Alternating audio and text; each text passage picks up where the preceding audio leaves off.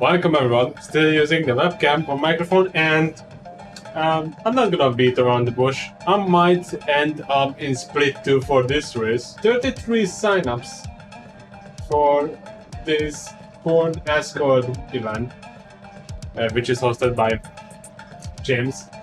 I've mapped a few extra buttons on crew chief, so I will get more information out of it. Alright, so for practice I'm not gonna leave the pits because I'm waiting on SRS to tell me about the skins. So do you think that worked out well based on previous results? No. I was in a field with many white cars and the qualifying didn't go that well. I'm not gonna wait here for the entire day. If I'm gonna race white cars, I am going to race white cars. There's no way around it.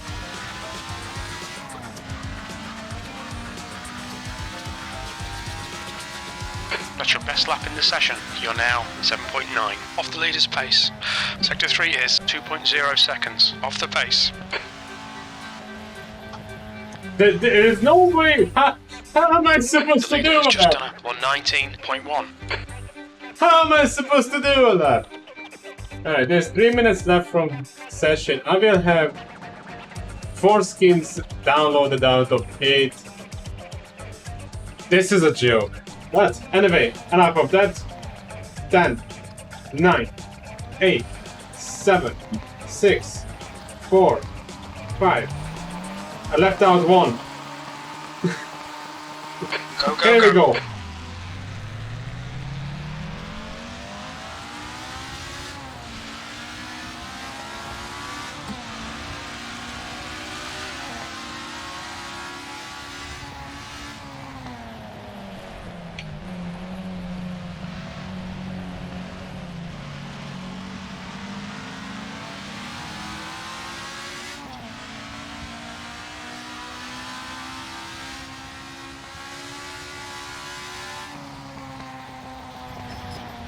Someone has the turn indicator on. Sweet start, mate. Keep it coming. Someone left the turn indicator Car on. on your left. Clear left.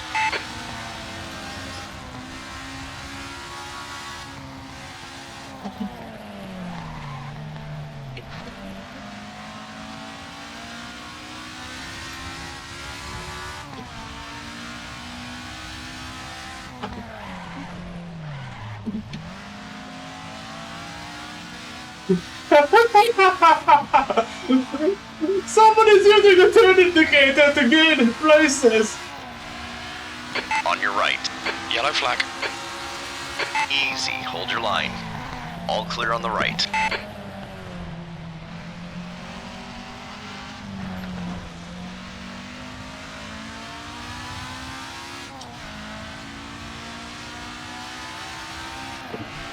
On your right.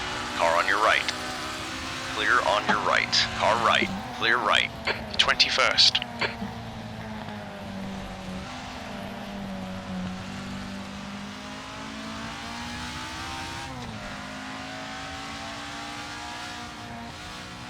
Careful, car on your right. Clear on your right. What an absolute mad lad. Using the turn indicator in a race.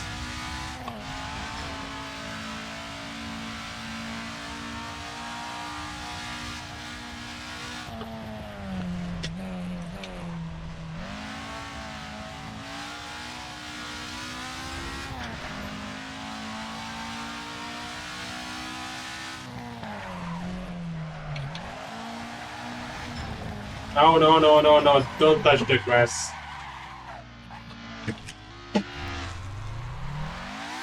The leader's just done a 119.0. Yellow flag. Caution.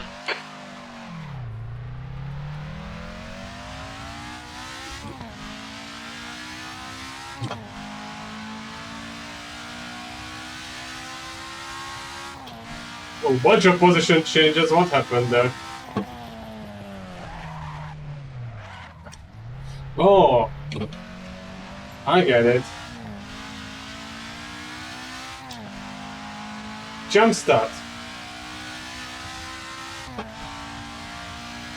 You're in the lead.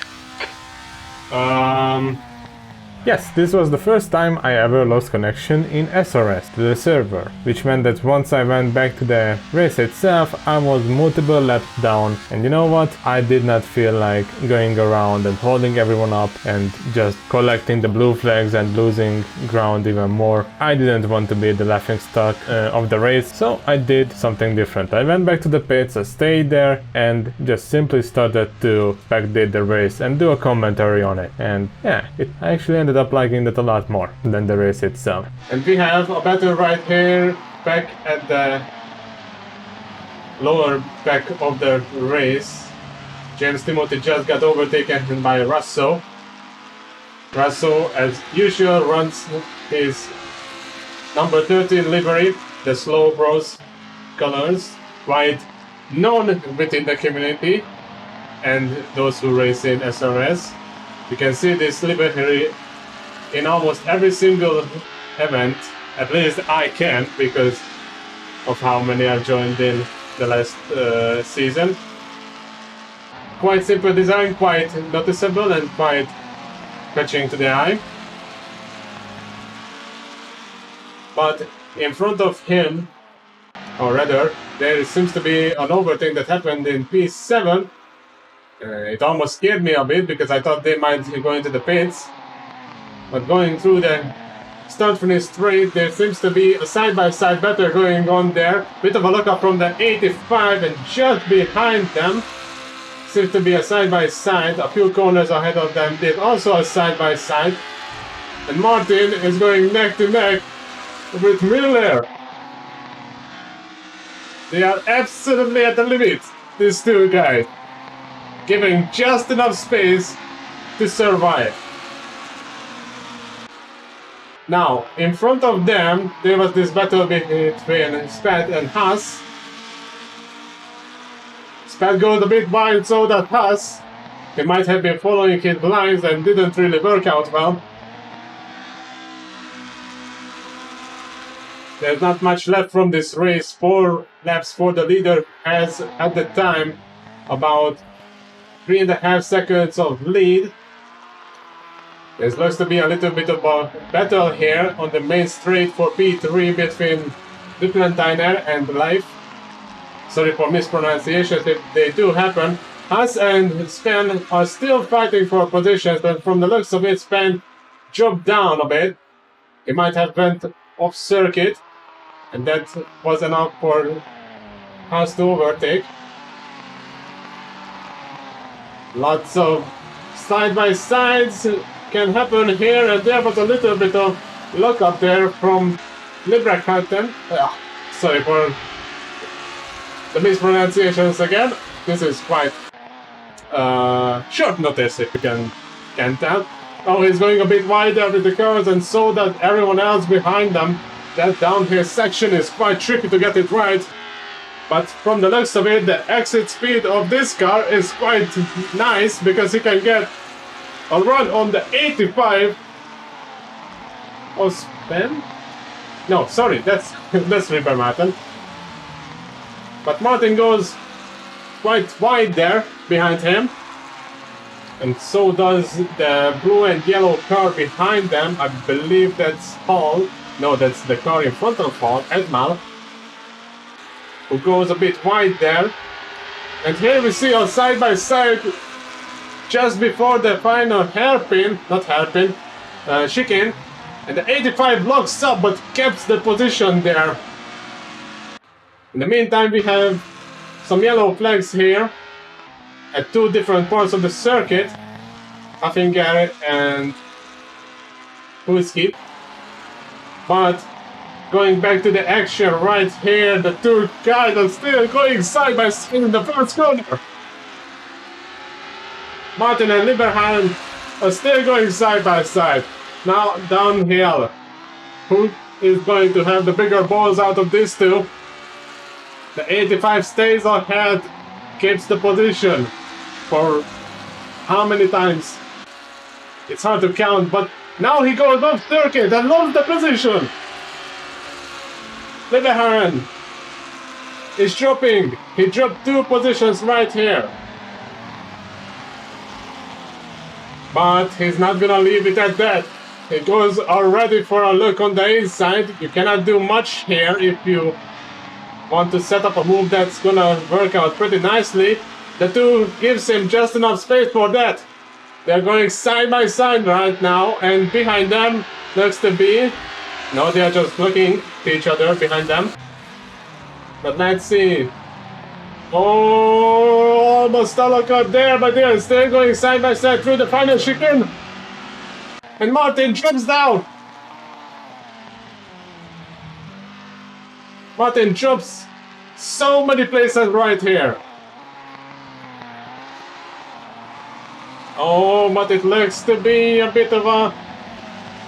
It looks like the 85 has some trouble with handling the car, mainly the braking zones.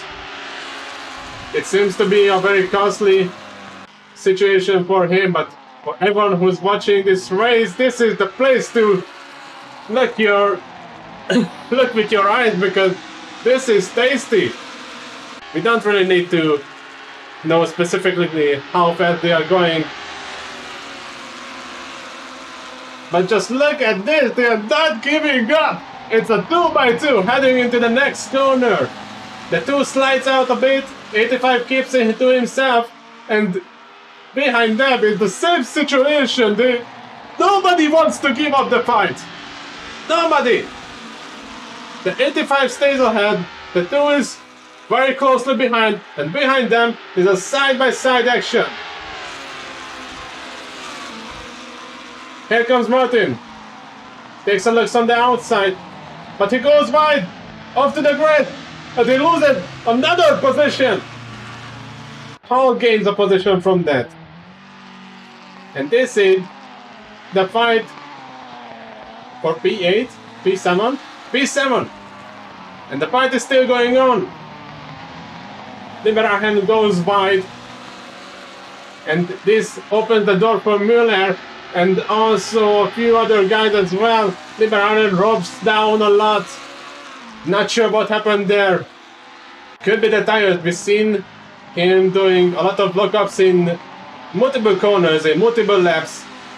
This might be the result of that. The fight for P7, however, is still going on, as Müller is trying to defend from the number 3 behind. This is quite a turn of events. Müller, Edna, and Hall, these 3, any one of them can get a position here. Meanwhile, we see a battle right here as well. And the now 13th place gone drop down. And this is gonna be a very tricky situation right here on the back straight. Not exactly back straight, we still have a chicane here for them. And this is really tricky. Han finished at an 8th place, Liberahan 9th, and Müller in P10, but just behind them, this is gonna be a side-by-side finish, a photo finish. And man, oh man. What a fight to watch. You know, I wish I could have been part of it.